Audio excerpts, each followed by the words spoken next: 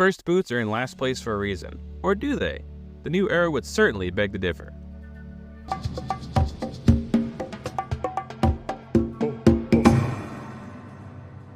Welcome to Joe Island. Today we're ranking the new era first boots from Season 41 to Season 49. Let's get into it. So we have 5 tiers here. We have Transcends the Season, A tier, B tier, C tier, and F tier. Transcends the Season are for the legends.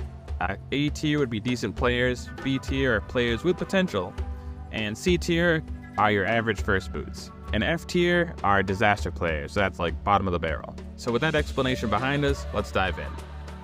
First up, we got Hannah from Season 45.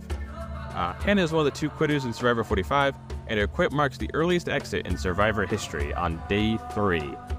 Nicotine withdrawal and harsh conditions were too much, and she tapped out immediately. She's bottom of the barrel in my opinion. She knew what she was signing up for, but quit anyway, which still boggles my mind.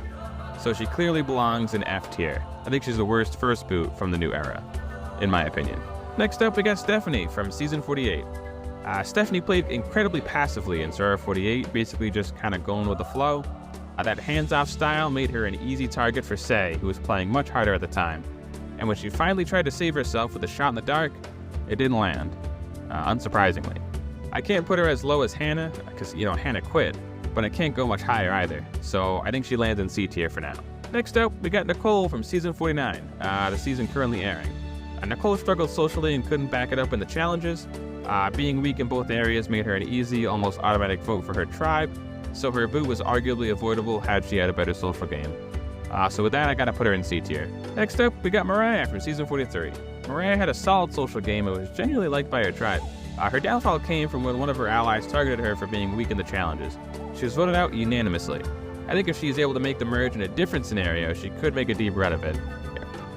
I think if you put her on a different tribe, maybe she goes a little bit farther. Or if her tribe is dominating in the challenges, so it really depends on the scenario. But I think she has potential, so with that, she's got to go in B tier for sure. Speaking of potential, next up we got Maddy from Season 44. Maddy actually played a decent game for the time she was there. She targeted Brandon after he found the idol and convinced the majority of her tribe to vote with her. But the chaos of Matthew and Jamie both playing their shots in the dark at Tribal Council spooked Brandon, who played his idol and sent her home with only 1 vote. So she clearly has a decent grasp of strategy, but she was just idled out. So she belongs in A tier. I think if you put on a different season, I think she does a lot better. Next up, we got Jelinksy from Season 46. Jelinksy started off rocky when he quit the opening sweat challenge with Q, but despite that, he still got pulled into a 4-person alliance. That alliance included himself, Q, Tiffany, and Kenzie. So they made 4 out of 6, so that was the majority in their tribe. He went on a journey, competed against Tevin and Morriah for an extra vote, and lost, letting down his tribe in the process, who were very disappointed with him and the way he played the journey. He later stepped up to do the puzzle in the challenge, but failed yet again. He was then voted out. Despite some questionable decisions, I think he transcends the season, so I think he'll be remembered for a long time.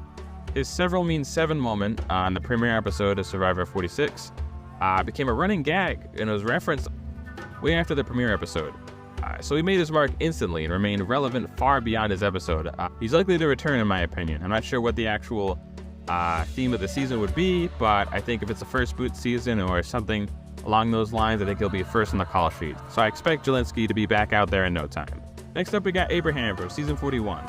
Abraham came across as a challenge asset, but he tanked his game early by aggressively targeting Tiffany after the challenge loss. Evie realized that voting out Tiffany would give the men numbers, and reframed Abraham as the real threat, and the tribe bought what she was selling. Thus, he was voted out. He has potential. With a different tribe, he probably survives the first vote more times than not. So for that, I gotta put him in B tier for sure. He definitely has potential. I think if you put him on a different tribe, he probably makes it farther, just because he's a challenge asset. So I think he probably makes the merge more times than not. Next up, we got John Lovett from Season 47. You probably know John Lovett from Pod Save America, which is a podcast that he founded himself. John Lovett struggled in the early challenges, but his real mistake was over-strategizing. Trying to push a vote on Annika when the majority was already locked in on Andy. He basically created the target on his own back and got voted out because of it. I think if John would have toned down his paranoia, I think he makes it a lot farther. I think he had an okay social game, so I think in a different season he probably makes it a lot farther than he did in Season 47. but it played out as it did, so because of that, I have to put him in C tier. I have to judge him for what he did instead of, what he could have done, if that makes sense. And with that, our last person is Zach from Season 42. Zach started the game by targeting Tori alongside Romeo over suspicion of Tori looking for a hidden immunity idol out in the jungle.